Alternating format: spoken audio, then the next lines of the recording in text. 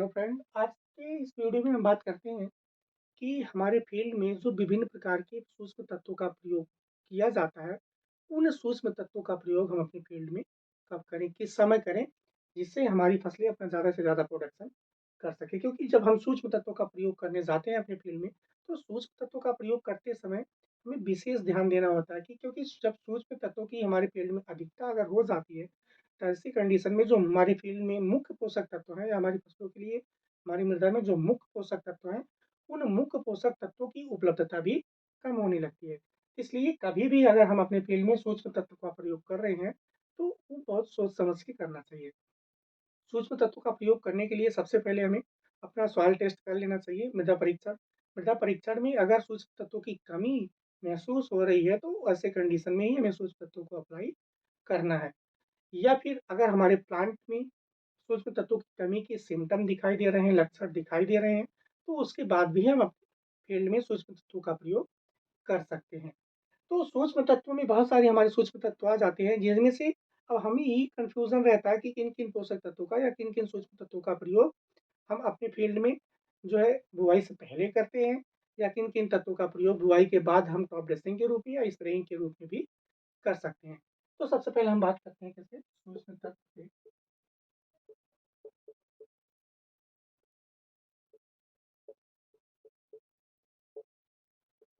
हमारे पास सूक्ष्म तत्व जो है, सूक्ष्म तत्व में जो हमारे पास कुछ सूक्ष्म तत्व हैं, जैसे हमारा कैल्शियम हो गया, मैग्नीशियम हो गया,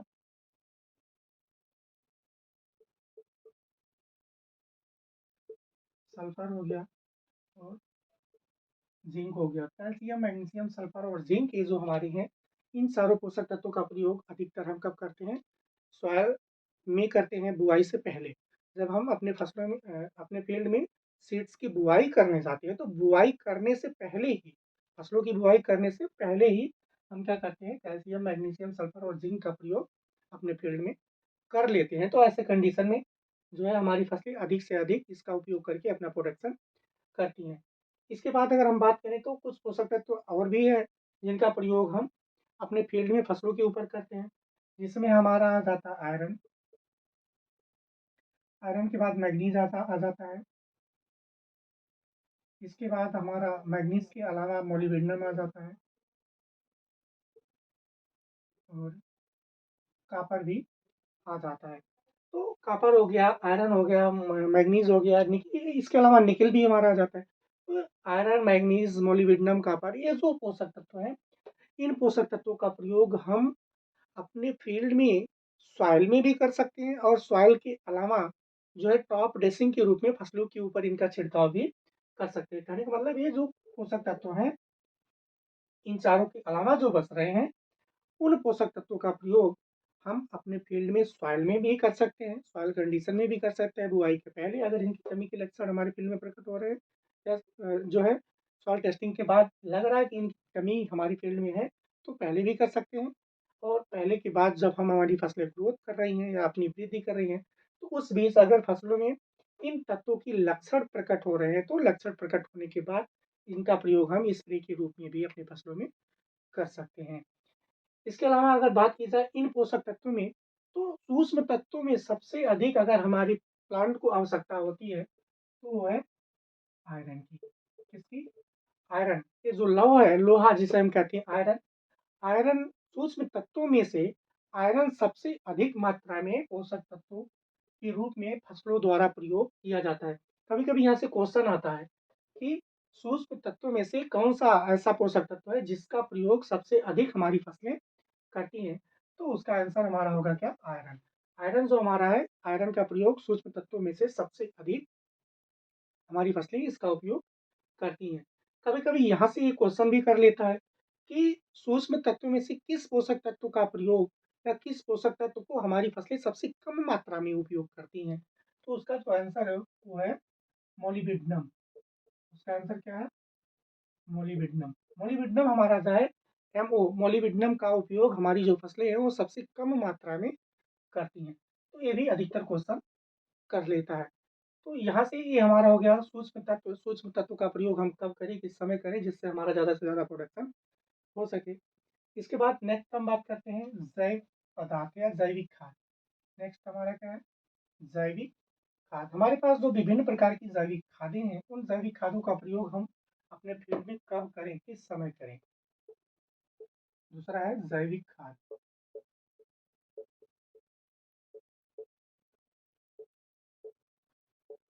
ऑर्गेनिक मैन्योर, जैविक खाद हमारा जो है, जैविक खाद विभिन्न रूपों में हमारे पास उपलब्ध है।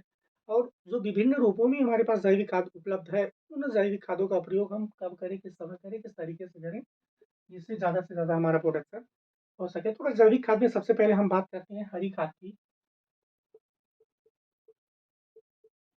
जैविक खाद के रूप में भी हरी खाद का प्रयोग करें, का मतलब जब हरी खाद हमारा है, जैविक खाद के रूप में हरी खाद का भी प्रयोग किया जाता है।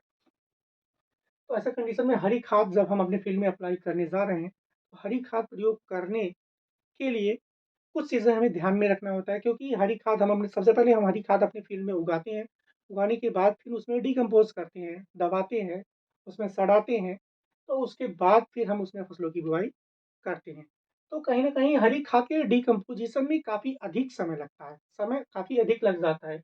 और जब तक हरी खाद अच्छे से हमारी फील्ड में डिकम्पोज़ नहीं होगी, सड़ेगी नहीं, गलेगी नहीं, तब तक हमारी फसलें इसका उपयोग फर्टिलाइज़र के रूप में नहीं कर पाएँगी।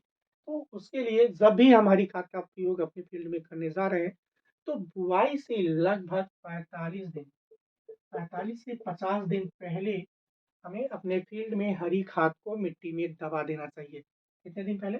45 से 50 दिन पहले हरी खाद को, बुआई से 45 से 50 दिन पहले हमें हरी खाद को अपने सॉइल में, अपनी मिट्टी में दबा देना चाहिए, जिससे ये हरी खाद अच्छे से डिकम्पोज़ होके फर्टिलाइज़र के रूप में कन्वर्ट हो सके और वहाँ से हमारी जो फसलें हैं, इसका उपयोग आसानी से कर सकें न्यूट्रिएंट्स के रूप में। इसके बाद दूसरा आ जाता है, हरी खाद के बाद हमारा आ जाता है कि गोबर की खाद या कंपोस्ट। गोबर की खाद,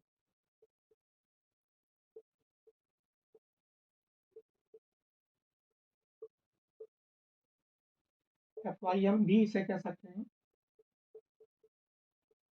फार्म यार्ड मैन्योर। एफवाईएम का फुल फॉर्म होता है फार्म यार्ड मैन्योर, इसे गोबर की खाद भी कहते हैं। तो गोबर की खाद अगर हम अपने फील्ड में प्रयोग कर रहे हैं, तो गोबर की खाद का प्रयोग करें किस समय? गोबर की खाद का प्रयोग करने का जो समय है हमारे फील्ड में, वो बुआई से 30 दिन पहले। कितने दिन पहले? बुआई से 30 दिन पहले कर लेते हैं, क्योंकि गोबर की जो खाद है, ये भी जो इनडायरेक्ट फार्म में होती है, डायरेक्ट फार्म में नहीं होती है। और इनडायरेक्ट फार्म से डायरेक्ट फार्म में कन्वर्ट होने के लिए भी इसमें टाइम लगता है। कहने का मतलब इसके भी डिकम्पोज़िशन में कुछ समय लगता है। तो 30 दिन पहले अगर हम गोबर की खाद का प्रयोग अपने फील्ड में कर रहे हैं, तो ऐसे कंडीशन में 30 दिन में गोबर की खाद अच्छे से डिकम्पोज़ होके न्यूट्रिएंट्स के रूप में, पोषक तत्वों के रूप में कन्वर्ट हो जाती है, जिसका प्रयोग हमारे जो क्रॉप्स हैं, हमारी जो फसलें हैं, वो आसानी से इसका उपयोग करके अपना विकास कर सकती हैं। तो गोबर की खाद का प्रयोग जो हम हैं, वो 30 दिन, बुआई से 30 दिन पहले करते हैं। लेकिन जब हम, चाहे हरी खाद हो चाहे गोबर की खाद हो, दोनों सिचुएशन में जब हम अपने फील्ड में इसे डाल रहे हैं या फील्ड में इसका प्रयोग कर रहे हैं, फील्ड में प्रयोग करते समय हमें यह ध्यान देना है कि उस समय हमारी मृदा में नमी होनी चाहिए, मॉइस्चर होना चाहिए। अगर नमी नहीं है, तो नमी ना होने के कंडीशन में इसका जो डिकम्पोज़िशन है, वो आसानी से नहीं होगा। तो ऐसे कंडीशन में फ़ायदा होने के बजाय नुकसान होगा हमारी फील्ड में। तो इसका विशेष ध्यान देना है कि हरी खाद या गोबर की खाद का जब हम प्रयोग करने जा रहे हैं, तो इसका प्रयोग करते समय हमारे फील्ड में पर्याप्त मात्रा में नमी होनी चाहिए, तभी हमें इसका प्रयोग करना है। और इसके बाद जैविक खाद के रूप में हमारा अन्य भी आ जाता है, जिसमें हमारी खलियाँ आ जाती हैं।